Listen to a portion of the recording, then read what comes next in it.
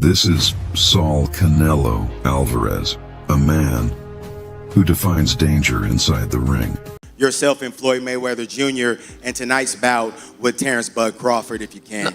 No, I think Crawford is way better than Floyd Mayweather. I don't judge, and the old timers didn't either, fighters chronologically as much as I do by the amount of fights they've had and the amount of punches they've taken. I judge them that way. Because he definitely had the skill of a top five, just that he hasn't had the opposition that some guys were able to get. And that's not his fault. He just made one of the best fighters in his weight class look like nobody. Boxing analysts are now asking a question that once seemed impossible. Could Terence Crawford outshine a prime Floyd Mayweather? This debate heated up after Crawford's stunning unanimous decision win over Canelo Alvarez, which crowned him the undisputed super middleweight champion. What impressed people most wasn't just the victory itself, but how he achieved it. Crawford dominated from distance, switched stances with ease, held his ground under pressure, and combined strategy with ruthless efficiency inside the ring. Crawford outboxed Canelo, made Canelo miss, stood right in front of him when he was supposed to. He moved when he was supposed to. Made it look easy. He beat Canelo Alvarez better than Floyd Money Mayweather, which makes him better than Floyd Money Mayweather, in my opinion. Even respected figures like Bob Arum have gone on record saying that Crawford's ambidexterity and complete skill set give him the rare ability to match and possibly surpass Floyd Mayweather. At his absolute peak, the Floyd versus Crawford debate grew even louder when Canelo Alvarez himself weighed in. Having faced both men, Canelo declared that he believes Crawford is the greater fighter. His remarks came after their 2025 showdown, where Crawford defeated him by unanimous decision to become the undisputed super middleweight champion. Canelo praised Crawford's adaptability, ring intelligence, ability to switch guards, and defensive sharpness, pointing out that these qualities place Crawford above Mayweather. Canelo wipes the floor with him. I love Crawford. I told you when Crawford and Spence that Crawford would beat the hell out of him, but Canelo is a different proposition. It's an interesting fight, but I think there's only one winner. What fight? Why do you feel he wipes the floor with him? Why? Is it because of the weight difference? Because Canelo, Canelo is used to fighting at a particular level, and and I don't think that Terence can hurt Canelo, but Canelo can hurt Terence. Do you think the welterweight Boots Ennis would stand a chance against Crawford? Or? I have no idea, but I know that Boots Ennis is a tremendous fighter and a great talent. Whether he'd stand a chance with Crawford, I don't really know, because at 147, Crawford is, I think, unbeatable. Floyd Mayweather Jr. built one of the most legendary careers in boxing. He retired with a flawless 50-0 record, showcasing unmatched defensive brilliance and an ability to dominate across multiple weight divisions, from super featherweight to light middleweight. Mayweather became famous for his crisp footwork, lightning reflexes, counterpunching skills, and his uncanny talent for avoiding damage while setting the pace. Over his career, he captured 15 major world titles across 5 divisions, often defeating fighters who were champions and household names in one of boxing's most competitive eras. And he say he might be better than Mayweather. I can see it, because Crawford got a little bit of Mayweather in him, but he got the offense going on. It's not like all defense, blocking everything, points, you know. Crawford can actually hurt you. He's actually a fighter. He'll fight you. You know, he'll box you, but he'll fight you too. He ain't no joke. Terence Crawford also remains undefeated, with more than 18 major world titles across 5 divisions. He has now made history as the first male fighter to become undisputed champion in 3 different weight classes. Known as a switch hitter, Crawford carries punching power with him as he climbs divisions, pairing precision with knockout ability. His dominance over elite opponents like Errol Spence Jr. and, most recently, Canelo Alvarez has further cemented his reputation as one of boxing's rare all-around talents. Of all the fights you've had 50, who would you say was your toughest opponent? You got guys that punch hard and hit hard. And you got guys that come out and win a few rounds. But nothing really was tough. I've been in the boxing. Guys have given great sparring, great work. They say ass will humble you. I go home and say, you gotta tighten up, champ. Yeah. You gotta get together, champ. And then sometimes I go home and say, is this for me?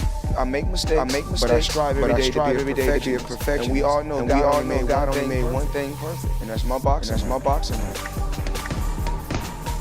You know, I didn't have to have 70 fights, 150 fights, 300 fights.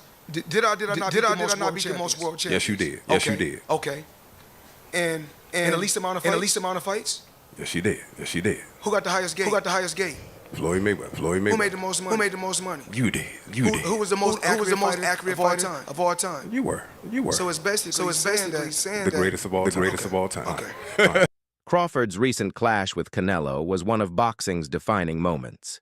He moved up 2 weight classes to challenge for the undisputed super middleweight titles and emerged victorious after 12 grueling rounds. The judges scored it 116-112, 115-113, and 115-113, all in his favor.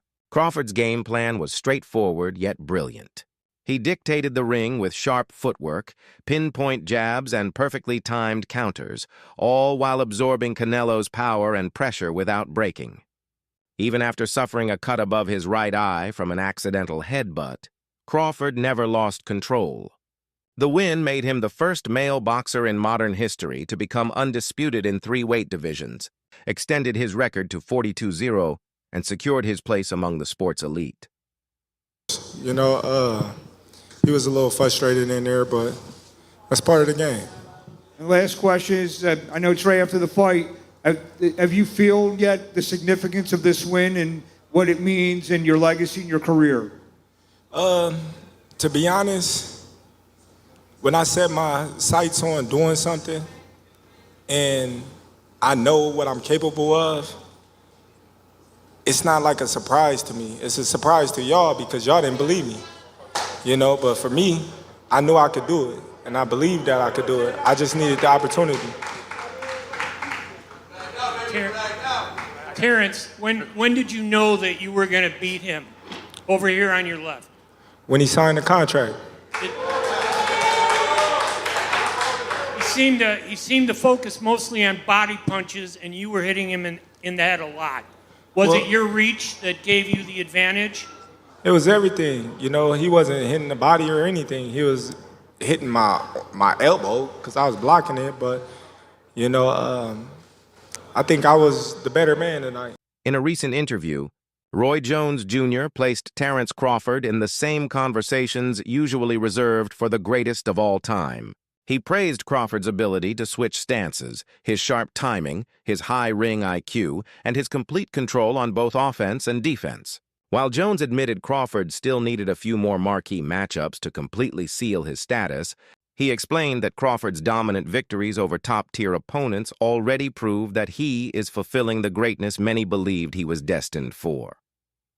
To be honest, when I set my sights on doing something and I know what I'm capable of, it's not like a surprise to me. It's a surprise to y'all because y'all didn't believe me, you know, but for me, I knew I could do it and I believed that I could do it. I just needed the opportunity. Terence, when did you know that you were going to beat him? Over here on your left. When he signed the contract. He seemed to focus mostly on body punches, and you were hitting him in the head a lot. Was it your reach that gave you the advantage? It was everything. You know, he wasn't hitting the body or anything. He was hitting my elbow because I was blocking it, but, you know, I think I was the better man tonight. Keith Thurman was also vocal in his reaction to Crawford's win, describing it as a pure boxing masterclass. He highlighted Crawford's use of the jab, angles, movement, and distance to shut down Canelo's usual pressure and power advantage. Thurman admitted he was initially concerned about Crawford moving up in weight, but Crawford's speed, timing, and composure erased all doubt. He also observed that Canelo looked slower than expected and was unable to adjust or impose his physical strength the way he had in past fights.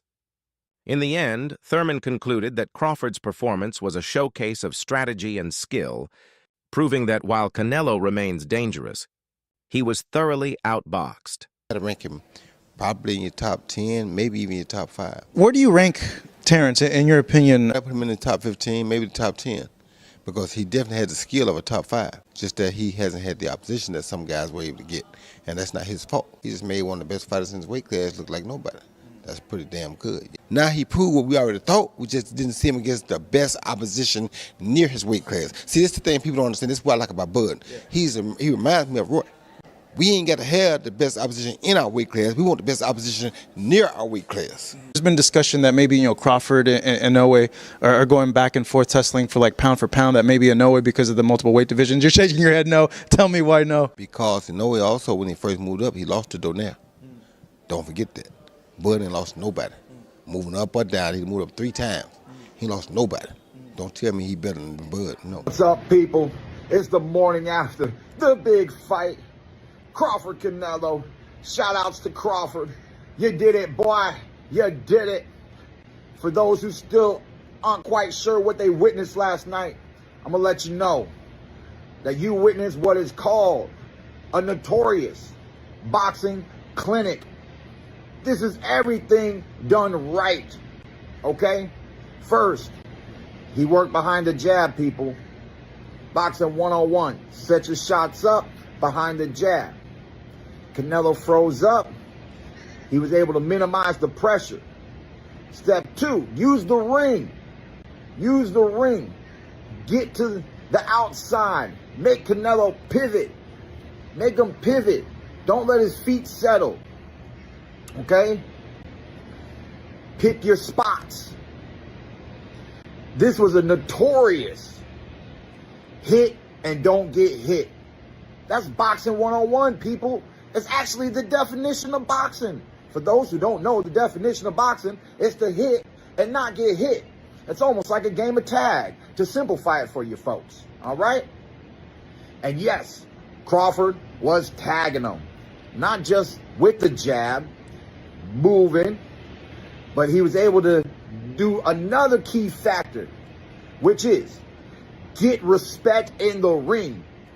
He was able to hold his ground in pockets, work the body, go toe-to-toe, and catch him with that speed. Bah! With that speed, the straight left, the little uppercuts and the hooks to the body. Like I said, people, it was a clinic. So now the question is yours. In their prime, who do you think was greater, Floyd Mayweather or Terence Crawford?